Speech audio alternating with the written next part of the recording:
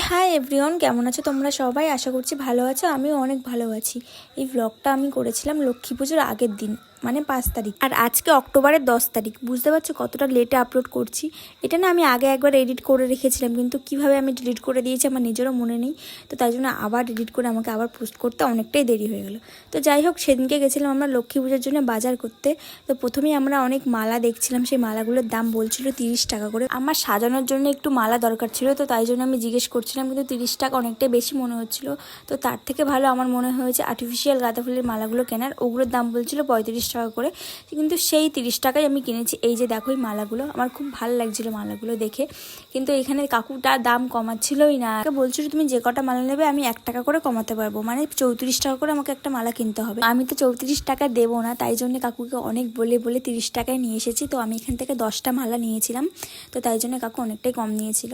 তো যাই হোক, মালাগুলো অনেক সুন্দর ছিল অন্য দোকানের থেকে। তো এর থেকে একটু বড় সাইজের ফুলের মালাগুলো আমি একটা দোকানে জিজ্ঞেস করেছিলাম, দাম বলেছিল 25 টাকা, কিন্তু মালাটার কোয়ালিটি অতটাও ভালো হয়নি। তো তাই জন্য আমার ভালো লাগেনি, তো আমি এই দোকান থেকেই নিয়েছিলাম। যাই হোক, দেখো আমাদের মালা কেনা হয়ে গেছে। এখন আমরা লাইট কিনবো বলে এখানে দেখছিলাম কোন লাইটগুলো ভালো। তো আমি তো কিছু বুঝি না, ওই জন্য আমার দাদার ছেলেকে নিয়ে এসেছিলাম, সব কিছু দেখে বুঝে তারপরে নিয়েছে।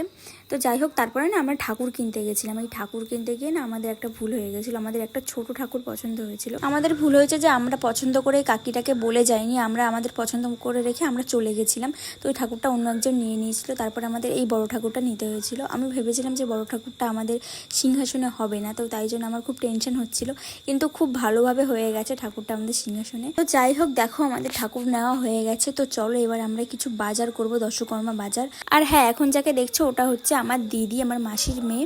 ও এসেছিল আমাদের বাড়িতে, তাই জন্য ওকেও সঙ্গে নিয়ে নিয়েছিলাম। আর ও কিনে নিচ্ছিল ওষুধ। তারপরে আমরা চলে আসি দশকর্মা দোকানে পুজোর সব জিনিসগুলো কিনতে। আর বাবা আমাকে বলেছিল তুই দশকর্মার বাজারটাও একেবারে করে নিয়ে আসবি, তো তাই জন্য আমি চলে এসেছিলাম। আর এখানেও দেখো অনেক সুন্দর সুন্দর ঠাকুর ছিল। আর এই